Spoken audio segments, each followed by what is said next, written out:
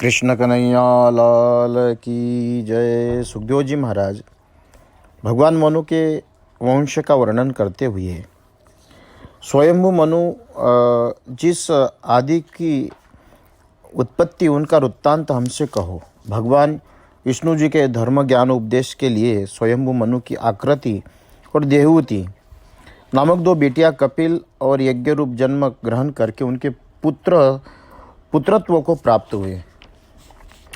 हे कुरुश्रेष्ठ, भगवान कपिल जी का कार्य प्रथम वर्णन आपने सुनाई है और मनु जी ने कहा था कि सोता चित स्वरूप और इसी के प्रवृत्त जो चिदात्मा है उससे विश्व चैतन्य होता है, परंतु ये विश्व उसको सचेत करने में समर्थ नहीं है। इस पुरुष शयन करने जो जागृत अर्थात साक्ष्य स्वरूप वर्तमान रहते हैं, क्या आश्चर्य है।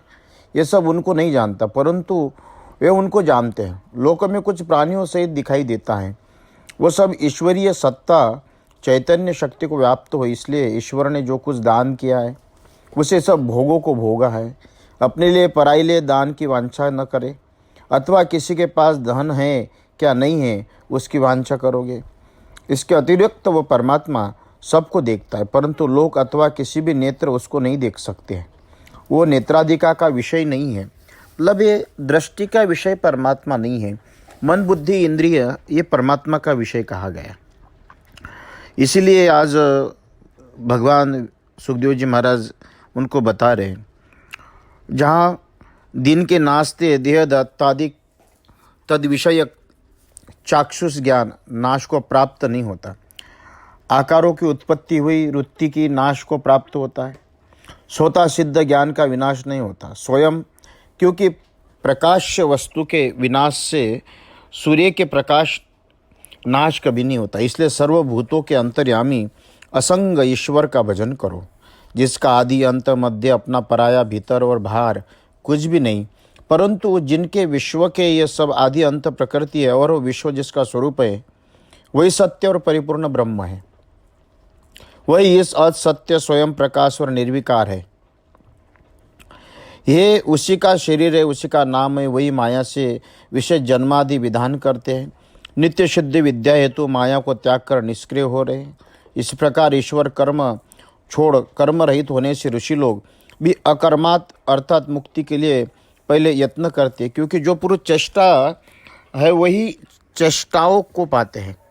चेष्टाकारी पुरुष कर्मों को द्वारा घिर जाते हैं और अथवा कोशाकार कीड़े के समान बंधन में बन जाते हैं। इस प्रकार शंका नहीं की जा सकती कि क्योंकि भगवान ईश्वर चेष्टा करते और उसमें आसक्त नहीं होते, इसलिए जो पुरुष उनकी अनुवृत्ति होती है आत्मलाभ होने से चरितार्थ होता है, कभी उससे आसक्त नहीं होता। इसलिए जो राम कृष्णादि नाना अवतार रूप निज मार्ग में भली भली अवस्थित हो वेदोक्त कर्माचरण करते, स्वयं पूर्ण अहंकार है, स्वयं प्रभु है, इस कारण किसी दूसरों से नियुक्ति नहीं होते।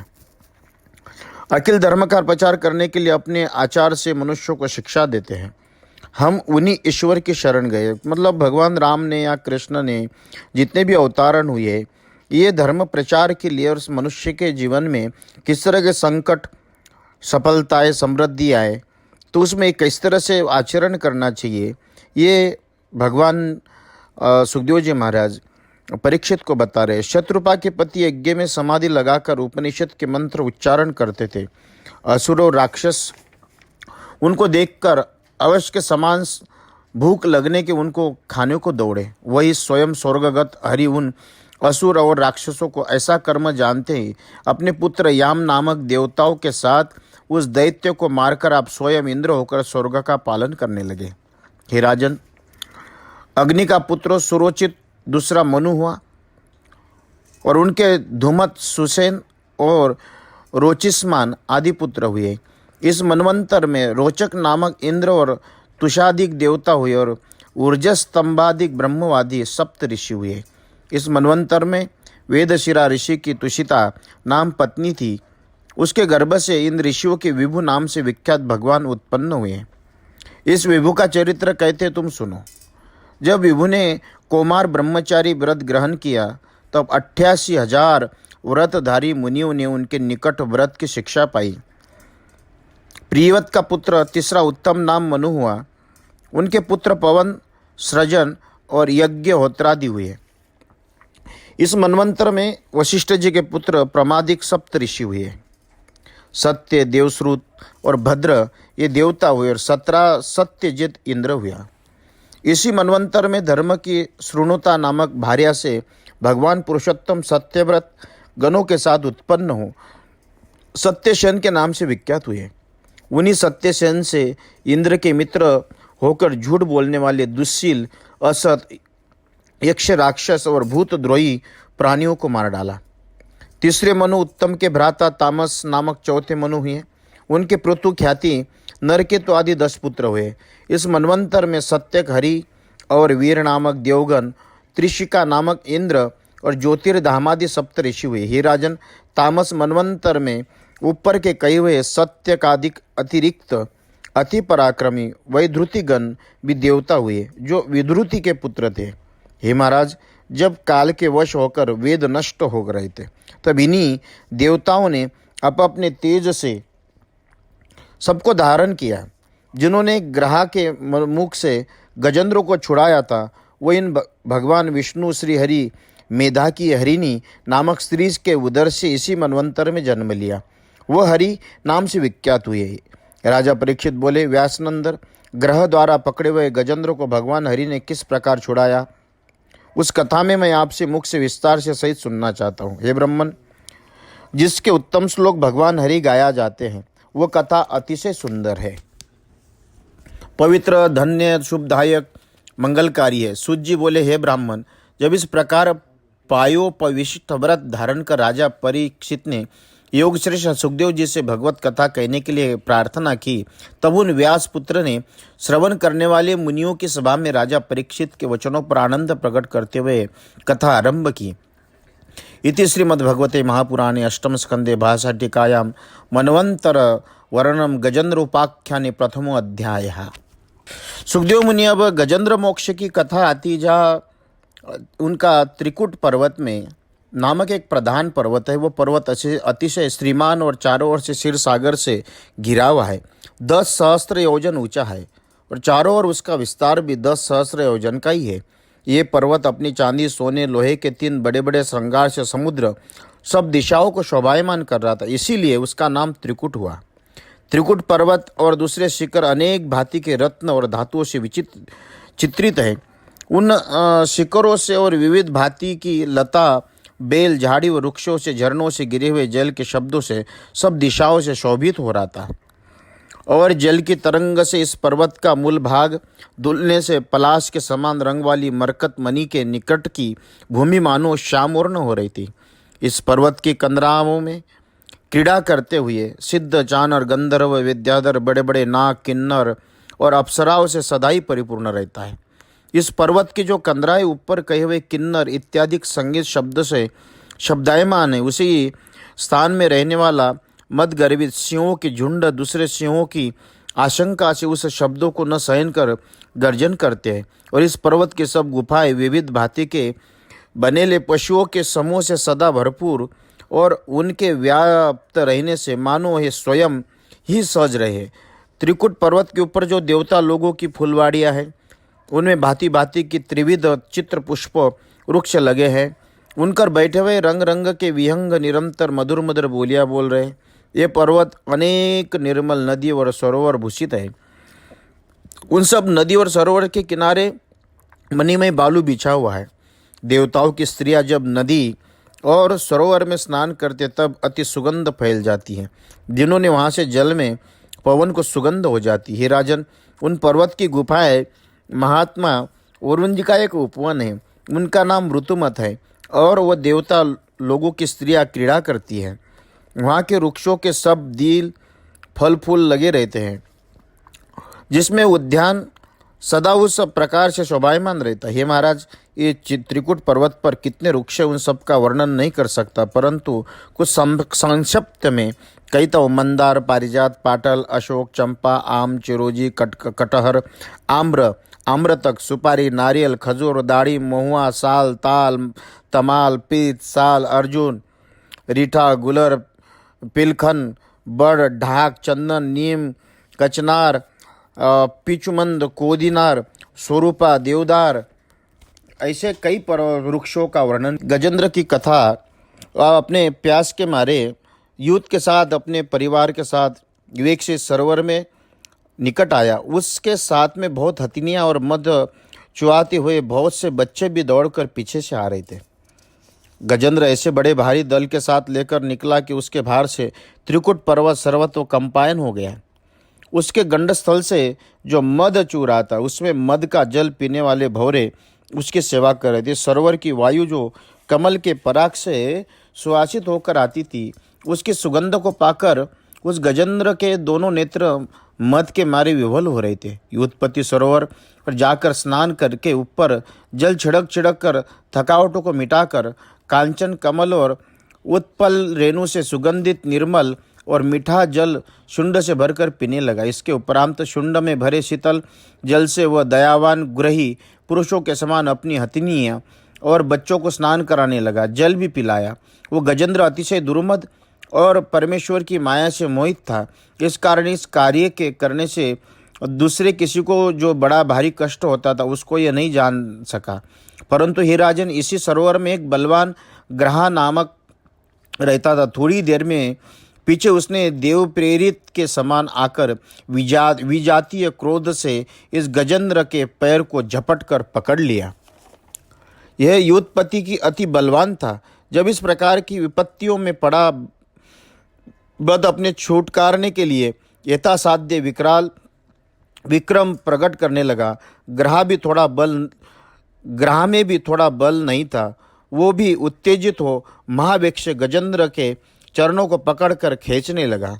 ये देखकर हथिनियाँ हीन मन से केवल हाहाकार करने लगी और जो हाथी थे इस गजेंद्र को पकड़ रहे थे, परंतु इस ग्रह के बल से इतने छुड़ाने के लिए समर्थ नहीं हुए। हे राजन, इस प्रकार गजेंद्र ग्रह दोनों में महाघोर युद्ध हुआ। एक दूसरे को जल से बाहर भीतर खींचते थे।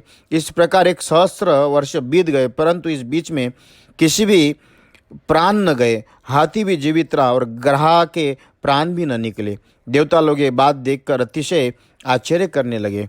इसके उपरांत बहुत काल के पीछे गजेंद्र का उत्साह, शारीरिक बल, शक्ति, इंद्रिया, वीर्य घटने लगा। इसके ग्रह से जल में खींचे जाने के पर गजेंद्र व्याकुल होने लगा और वो नाके की उत्साह शक्ति क्रम से बढ़ती जा रही थी।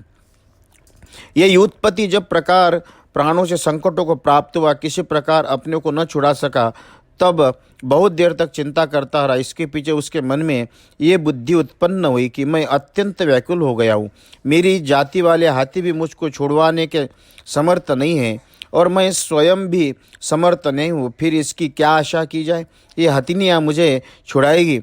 मैं ग्रहरूप विधाता की फांसी में फंस गया हूँ। इस फांसी में यद्यपि मुझको कोई न छुड़ा सका, तथापि जो ब्रह्मादिक देवगणों के आश्रय है, उन शुद्ध सच्चिदानंद पर ब्रह्म परमेश्वर को मैं शरण होता हूँ। अनिर्वचनीय ईश, हे अत्यंत प्रचंड वेग से दौड़ते हुए बलवान मृत्यु रूप सर्प से डरकर जो उनकी शरण में आते हैं, वे रक्षा करते हैं। उनके भय से मृत्यु भी भाग जाती है, अतः मैं उनकी शरण जाता हूँ। इति श्रीमद्भागवते महापुराणे अष्टम स्कंदे भाषाटिकायां गजेंद्र उपाख्यान वर्णनाम द्वितीय अध्याय। गजेंद्र ने कई प्रकार से प्रार्थना करने के बाद परमात्मा वहाँ प्रकट हो गए और परमात्मा निकट आकर जाके वो ईश्वर की कई प्रकार से प्रार्थना करते हुए जहाँ लोगों के सामने चक्र से उस ग्रह का वदन विदीर्ण कर गजेंद्र को छुड़ा दिया। उसी सुखदेव जी महाराज बोले कि उस समय ब्रह्मा, महेश इत्यादि देवतागण, ऋषिगण, गंधर्वगण भगवान की इस कार्य की प्रशंसा करते हुए फूल वर्षाने लगे। स्वर्ग में नगाड़े बजने लगे, सभी गंधर्व नाचने गाने लगे। सिद्धगण पुरुषोत्तम भगवान की स्तुति करने लगे। हे राजन, हु नामक जो गंधर्व था, इस देवल मुनियों के शाप से ग्रह हो गया। जैसे ही भगवान के चक्र से उसका हृदय विदीर्ण किया, वैसे ही वो आयु रहित ही अतिशीघ्र पाप से छूटकर अपना परम आश्चर्यमय गंधर्व रूप धारण कर लिया। उत्तम श्लोक अवयव अधीश्वर भगवान को मस्तक झुकाकर प्रणाम करके उनके गुणगान करने लगा। हे राजन, भगवान विष्णु परम यश के आश्रय है, इसलिए उनका गुण कीर्तन करने योग्य, उनकी कथा भी श्रेष्ठ कहने योग्य। इसके उपरांत भगवान की कृपा करने पर उस गंधर्व ने उनका प्रणाम किया और प्रदक्षिणा करके निष्पाप हो गया। दर्शनकारी उन सब लोगों के सन्मुख अपने गंधर्व लोक को चला गया और ये गजेंद्र श्री नारायण के स्पर्श करके अज्ञान स्वरूप बंधन से छूट पीत वसन और चार भुजा धारण करके भगवान के स्वरूप को प्राप्त हुआ। कृष्ण कन्हैया लाल की। जो गजेंद्र था वो इंद्रधुम्न नामक राजा था। अगस्त्य ऋषि का अपमान करने के कारण उन्होंने अगस्त्य ऋषि ने श्राप दिया था कि जा तू हाथी हो जाए। तो वही गजराज गजेंद्र बनकर जा इंद्रधुम्न राजा स्वयं गजेंद्र के यौनि को प्राप्त हुआ, वही राजा आज भगवान के दर्शन करके स्वधाम ईश्वर के चरणों में समर्पित हुआ। अब आपके सामने समुद्र मंथन की कथा, जहाँ परीक्षित जी महाराज प्रश्न करते हैं कि समुद्र मंथन की कथा आप मुझे सुनाइए। तो जिस समय दानव लोग समर में अस्त्र शस्त्र चलाकर देवता लोगों का वध करने लगे, तब बहुत से देवता लोग निर्जीव होकर पृथ्वी पर गिरने लगे और फिर जीवित नहीं हुए।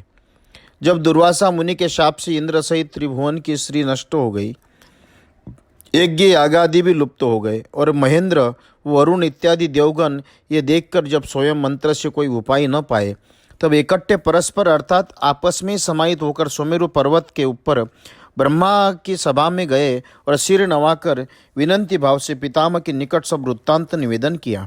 इंद्र, चंद्र, वायु इत्यादि निसत्व और प्रभा रहित सब लोगों का अमंगल, असुरों को बलवान देखकर ब्रह्मा जी को अत्यंत विस्मय प्राप्त हुआ।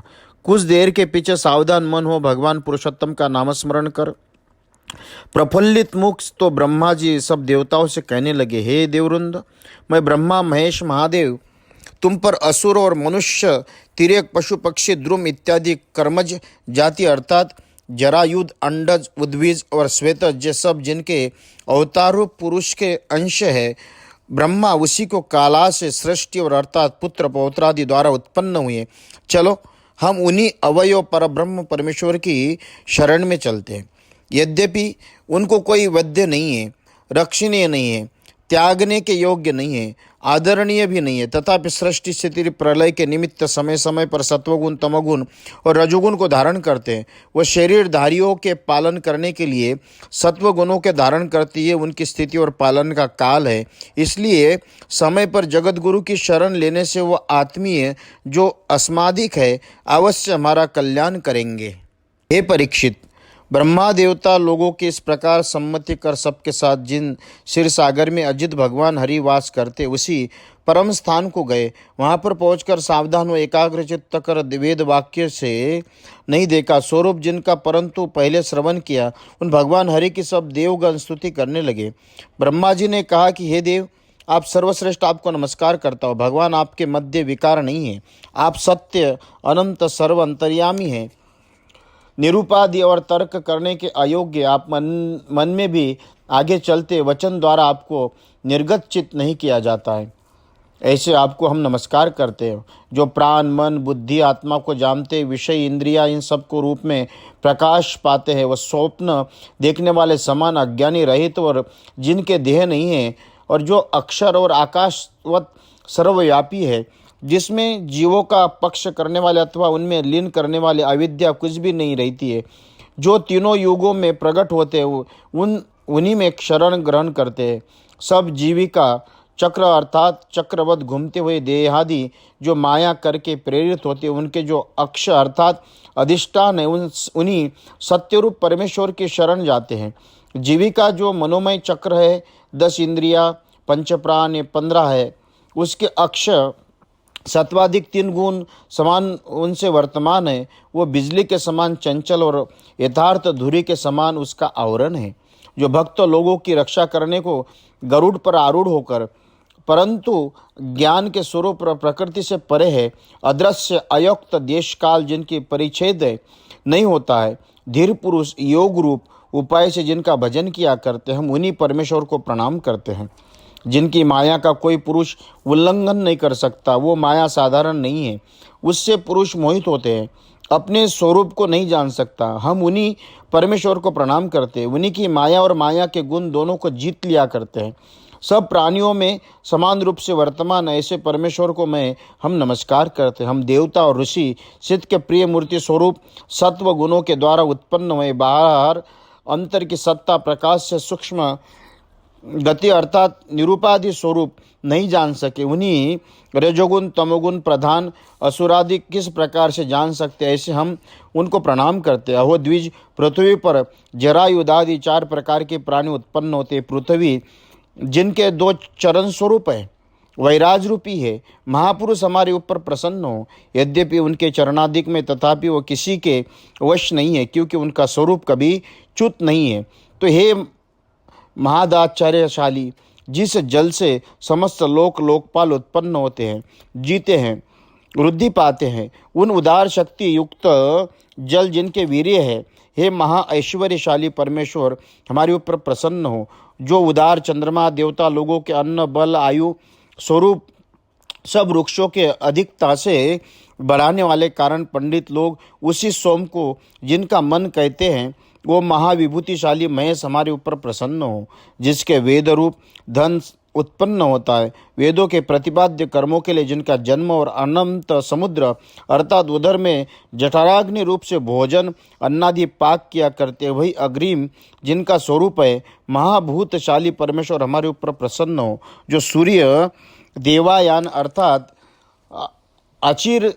अचिरादि मार्गमो देवता वेदत्रयमय ब्रह्मा की उपासना का स्थान है, वो देवयान तत्व है, हेतु मुक्ति के द्वार है, पुण्य श्लोक है, हेतु अमृत स्वरूप और परकाल रूपत्व होने से मृत्यु रूप है। वह सूर्य जिनकी आँख है, माँ विभूतिशाली परमेश्वर हमारे ऊपर प्रसन्न हो। जिनके प्राणों से वायु उत्पन्न हुई है, जो चर अचर सब प्राणियों का तेज बल सामर्थ्य आदि धर्मयुक्त प्राण है। सेवक लोग जिस प्रकार महाराजादि राज के पीछे पीछे चलते, वैसे हम लोग बुद्धि इत्यादि अधिष्ठाता देवता जिनका अनुसरण किया करते हैं।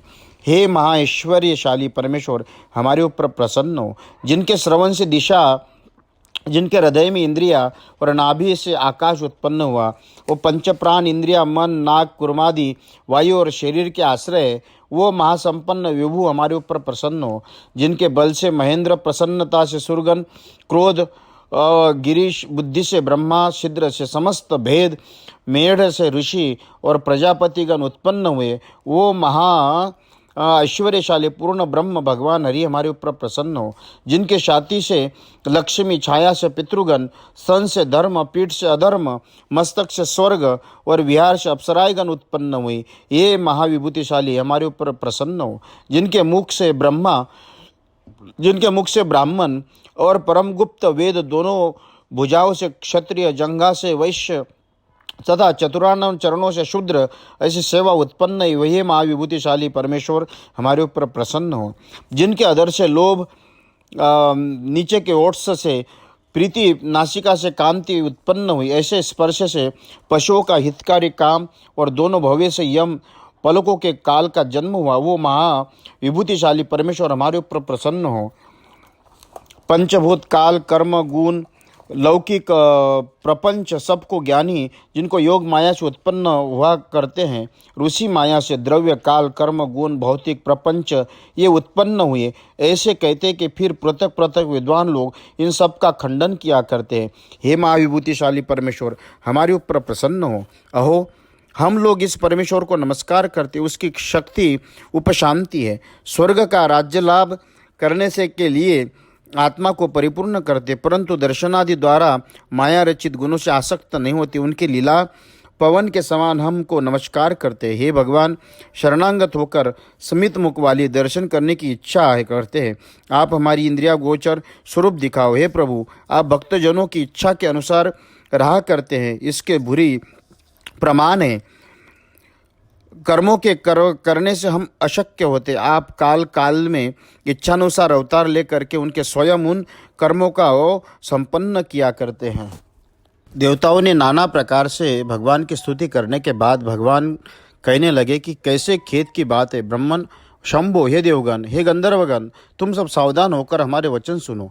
हे देव समूह, जिस प्रकार से तुम्हारा भला हो वही हम कहेंगे, तुम सुनो।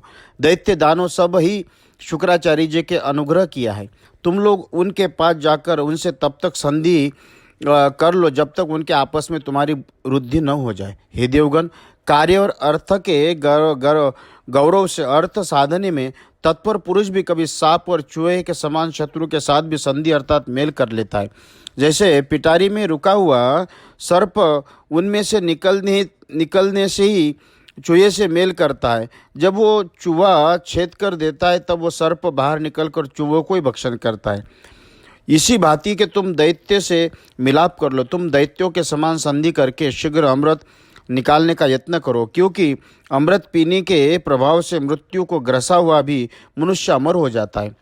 जाओ, शीर्ष समुद्र में शीघ्र तृण लता और औषधियों को डालो, फिर उसमें से मंदराचल की रई और वासुकी नाग की डोरी करके मेरी सहायता लेकर आलस्य रहित हो समुद्रों को मथो। हे देवगण, यद्यपि दैत्य लोग तुम्हारे साथ मिलकर समुद्र मथेंगे तो भी उन लोगों को क्लेश ही मिलेगा और मतने का फल तुम ही पाओगे। हे सुरगण, बलवान साथियों के द्वारा जो कोई कार्य सिद्ध करता है तो भी उसकी इच्छानुसार कार्य करना चाहिए। इसलिए असुर लोग जो भी कुछ इच्छा करे तुम उसी की प्रसन्न होना। जिस प्रकार शांति के मार्ग से शीघ्र ही अर्थ की सिद्धि होती, वैसे क्रोध के मार्ग से नहीं होती। हे देवगण, समुद्र के मथने से कालकूट उत्पन्न होगा और उसमें से मत्य कुछ श्रेष्ठ वस्तु निकलेगी। उसके लिए लोभ करना, लोभ के वश होकर क्रोध भी मत करना। श्री सुखदेव जी बोले, हे राजन, भगवान पुरुषोत्तम देवता लोगों की इस प्रकार आज्ञा करके उनके सामने अंतर्धान हो गए। हे राजन, ईश्वर की गति स्वाधीन है, इसलिए भगवान के अंतर्धान होने पर ब्रह्मा जी और महादेव जी इन आदि पुरुष को प्रणाम करके अपने स्थान को चले गए। फिर देवता लोग संधि करने का विचार कर राजा बलि के स्थान पर गए। दैत्यराज बलि संधि और विग्रह अवसर पर भली भांति जानते थे, इसी कारण वो यशस्वी थे। इसलिए शत्रु होने पर भी इंद्रादिक देवताओं को असज्जित देखकर शोभ को प्राप्त हुए अपने सेनापतियों को युद्ध करने से रोका। और जब जहाँ विरोचन पुत्र त्रिलोकी को जीत असुर युद्ध पोर को रक्षित सुंदरी रमणियों से शवित विराजमान थे, देवता लोग वहाँ आकर पहुँचे और महामति वाली इंद्र मनोहर वचनों से समझाते हुए राजा बलि निकट भगवान पुरुषोत्तम जी के समुद्र मतने के विषय में जो कुछ सिखा दिया था वो सभी बतलाने लगे। इंद्र के वचन राजा बलि को प्यारे लगे और वहाँ पर शंबर, अरिष्टनेमी इत्यादि असुर और रुद्रपुरवासी जो दानव थे उन सब में ही इन वचनों को माना। हे परंतप, पीछे दानव और देवताओं ने परस्पर मिलाप किया और अमृत के निकलने की शपथ कर उनके लिए अत्यंत यत्न करने लगे। दानव लोग बलपूर्वक मंदराचल को उखाड़ कर लाए और सिंहनाद करते करते पर्वत को सिर समुद्र की ओर ले चले। यद्यपि इंद्रादिक देवगण और बलि इत्यादि दानव अतिशय शक्तिमान थे और उनकी भुजाएं परित के समान थी, तो भी दूसरे बड़ा भारी बोझ लाने के कारण देवता और दैत्य दोनों शीघ्र ही थक गए और उस पर्वत को बोझ को जब न संभाल सके तो मार्ग में ही रख दिया। इंद्र और बलि आदि देवता उस असुरों ने जब उसको लाते लाते मार्ग में छोड़ दिया, तब वो पर्वत भारी बोझ से अनेक देवता असुरों को चूर्ण करके पृथ्वी पर गिर पड़ा। देवता और दानवों को जब इस पर्वत के लाने में बही टूट गई तो जांग कट गई, उनके मन मलिन हो गए। तब भगवान गरुड़ ध्वज ये बात जानते थे कि उसी समय वहाँ आकर उपस्थित हुए और पर्वत के गिरने से देव दानों को पिसा हुआ देख उन्हीं अपनी दृष्टि से सावधान करके फिर जिला दिया। इसके पीछे लीलापूर्वक एक हाथ से उस पर्वत को अपने वाहन गरुड़ पर रख और स्वयं उसके ऊपर चढ़ समुद्र की ओर ले चले। असुर भी चारों ओर से घेर कर उनके पीछे चले। समुद्र के निकट पहुंच गरुड़ जी ने अपने कंधे पर से आप ही उस पर्वत को उतार दिया। तब श्री भगवान ने जल के समीप भेज दिया। तात्पर्य यह है कि जहाँ गरुड़ जी हो वहाँ पर वासुकी नहीं आ सकता है। इति श्रीमद्भागवत महापुराणे अष्टम स्कंदे भाषा टीकायाम अमृतमथने मंदराचलायमान नाम षष्ठमो अध्याय। सुखदेव जी बोले, हे पांडु वंशावंतस, समुद्र के मतने से जो अमृत निकलेगा इसमें तुम्हारा भी भाग रहेगा। ये कहकर देवता और असुर लोगों ने वासुकी नाग को मतनी को डोरी बनाकर उसमें मंदराचल पर्वत में लपेटा। फिर आनंद पूर्वक समुद्र का मंथन करने लगे। वासुकी नाग का मुख विष के दांत रहने से अत्यंत तीव्र था, इसलिए चतुरता से भगवान हरि ने प्रथम मतनी की डोरी का वासुकी की मुख की ओर सिरा थामा और देवता लोग भी उसी ओर गए। दैत्यपति लोग ये देखकर समझे कि मुख की ओर पकड़ना विक्रम का कार्य है और इसलिए उन्होंने मुख की ओर पकड़ने की इच्छा की। देवता लोग बोले, मुख की ओर नहीं पकड़ेंगे। उन दैत्यों को उस बाधा देकर कहा कि हम वेद पाठ करते और शास्त्र सुने हुए हैं, जन्म और कर्म द्वारा सर्वज्ञ विख्यात है, सर्प की पूंछ का भाग अमंगल है, हम उनको ग्रहण नहीं करेंगे। दैत्य लोगों के वचन सुन भगवान हरि मन में मुस्काए और उन्होंने उसी समय वासुकी नाग के शरीर का अग्रभाग छोड़कर देवता लोगों के सहित पुच्छ भाग ग्रहण कर लिया। हे राजन, कश्यप नंदन दानवगण इस प्रकार स्थान का विभाग करके मथने की डोरी पकड़ परम यत्न से अमृत प्राप्त करने के लिए समुद्रों को मथने लगे। यद्यपि महाबलवान और पराक्रमी देवता असुरों के द्वारा मंथान दंड मंदर पर्वत पकड़ा था, तो भी मथन करते ये मंदार आधार शून्य हो समुद्र के जल में डूबने लगा।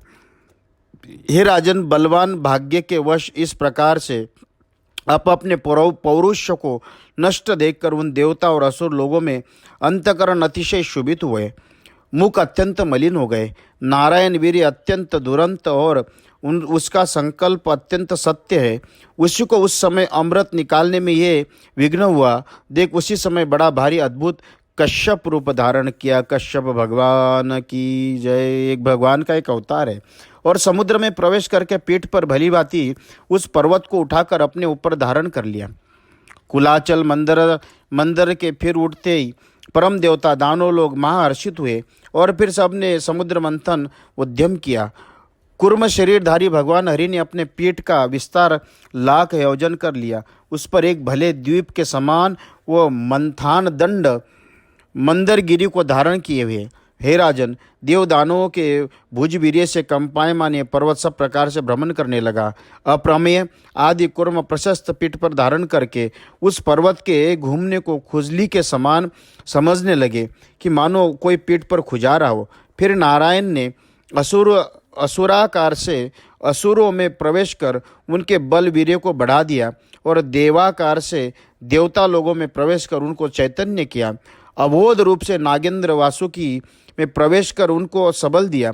उसके पीछे 1000 भुजा धारण करके दूसरे पर्वत के समान अपने हाथ के द्वारा ऊपर से मंदराचल को दबाकर स्थित कर रहे। ये आश्चर्य देख देव लोग ब्रह्मा इंद्रादि देववृंद फूल वर्षा कर श्री नारायण की स्तुति करने लगे। हे राजन, भगवान हरि के ऊपर नीचे और आत्मा के अर्थात देवदानों में और पर्वत मंथान रज्जु वासुकी में प्रवेश कर जाने पर मदोन्कट देव दानवगण उत्कंठित हो मंथान रूपी मंदराचल से ऐसे वेग से मथने लगे कि एक क्षण में समुद्र के वास करने वाले सब ग्राह्य शुभित हो गए और वासुकी नाग के सहस्त्र विकराल फन और श्वास से अग्नि धुआं निकलने लगा। फिर जिसके पौलम कालिय बलि इलवल आदि असुर लोगों का तेज नष्ट हो गया, इसलिए वह अतिशीघ्र दावानल से भस्म हुए सरकंडे के समान प्रभाहीन हो गए। देवतागण भी वासुकी के श्वास से निकली हुई अग्नि की शिखा से प्रभाहीन होने थे। उनके वदन वसन भूषण कचुक आदि धूम्र वर्ण हो रहे थे, परंतु भगवान के वश हुए मेघों के उनके ऊपर जल वर्षा आई और समुद्र की तरंगों को संयोग से आया हुआ शीतल पवन उनके ऊपर चलने लगा। इसके लिए असुर लोग समान व्याकुल नहीं हुए। देवता असुर लोगों में समूह करके मते हुए समुद्र से जब अमृत न निकला तब भगवान हरि अजित अपने आप से समुद्र को मतने लगे। मेघ समान श्याम वर्ण श्री नारायण स्वर्ण के समान पीताम्बर धारण किए हुए बिजली की दमक के समान चमकीले कुंडल पहने, जिसको मस्तक पर अल्टे छिटक रहते माला पहने हुए लाल लाल नेत्र किए हुए अपने अभय देने वाले हस्त कमलों से मंदराचल द्वारा समुद्र को मथने लगे। उस समय ऐसी शोभा हो रही थी कि मानो एक पर्वत दूसरे पर्वत को मथ रहा हो। जब इस प्रकार से समुद्र मथा गया तब उसमें से मत्स्य मकर कछुए सर्पादि अतिशय व्याकुल हुए और अति तिमि जल हस्ती नाके और तिमिलगिल सब घबरा गए। इसके पीछे समुद्र से प्रथम हलाहल नाम महोलवन विष निकला। अति उग्र वेश वाले 10 दिशाओं में ऊपर नीचे उफन कर आने वाले प्रतिकार रहित विष को देखकर देवता लोग विष्णु और भगवान से भी रक्षा न पाकर अत्यंत भीत होकर सब भूत भावन भगवान की शरण गए। उस काल में देवदेव महादेव त्रिलोकी उपद वार्त भगवती पार्वती जी के सहित कैलाश पर्वत पर विराजमान थे और मुनि लोगों को मोक्ष को देने वाले हैं। उस तपस्या को अभी भोलानाथ कहते हुए प्रजापति लोग समीप जाकर प्रणाम करके उनकी स्तुति करने लगे। हे देवदेव महादेव, भूत भावन हे भूत भावन, हम लोग आपकी शरण में आए। समुद्र से निकला हुआ ये कालकूट भी स्त्रीलोकों की दग्ध किए डालता है, इसमें हम लोगों की रक्षा कीजिए। भगवान आप सब जगत के बंधन करके मोक्ष देने वाले ईश्वर है, निपुण ज्ञानी और आपकी ही पूजा किया करते। आप परम गुरु है, शरण आए हुए आरती करने वाले हे विभो, आप गुणमय अपनी शक्ति से सब जगत की सृष्टि स्थिति प्रलय करते सब भूमन आपका ज्ञान स्वयं सिद्ध है। आप ही ब्रह्मा विष्णु महेश्वर ये 3 संज्ञा धारण करते हैं। आपका ज्ञान ही परम गुह्य ब्रह्म है। आपसे ही देव त्रियादिक सत और असत समस्त पदार्थ प्रकाशित होते। बस आपको अतिरिक्त उत्पन्न करने वाला कोई नहीं है। आत्मा रूपी आप ही अनेक शक्तियों से जगत रूप हुए हो, इसलिए आप ही ईश्वर हो। हे भगवान, आप ही वेद की योनि और अर्थात समस्त वेद आपसे उत्पन्न हुए। इस प्रकार आपका ज्ञान स्वतः ही सिद्ध है। आप जगत के आदि अर्थात महत तत्व और जिनके गुण प्राण इंद्रिया और द्रव्य के कारणीभूत है, वो राजा सहित त्रिविध अहंकार भी आप ही है। आप ही स्वभाव वाला संकल्प सत्य और ऋतु जो धर्म है सब आप ही है, क्योंकि त्रिगुणात्मक जो प्रधान उसे ज्ञानी और आपका आश्रय कहते हैं। हे लोक भावन, समस्त देवताओं ने इस तरह से प्रार्थना करते हुए उस विष को बाबा भोलेनाथ के सकारात्मक मंत्र होते हुए शिव नाम से प्रसिद्ध उस परम तत्व को प्रार्थना की कि हे नाथ, आप इस विष को धारण करिए। सारे देवता ने प्रार्थना करती हुई उस विष में से उसी हलाहल के पीने से समय से महादेव जी की हथेली से खसक कर विष गिर पड़ा। वो बिच्छू साप विस्मय औषधि दंदसु गणों को ग्रहण किया था, इसलिए वह सब तीव्र हुए।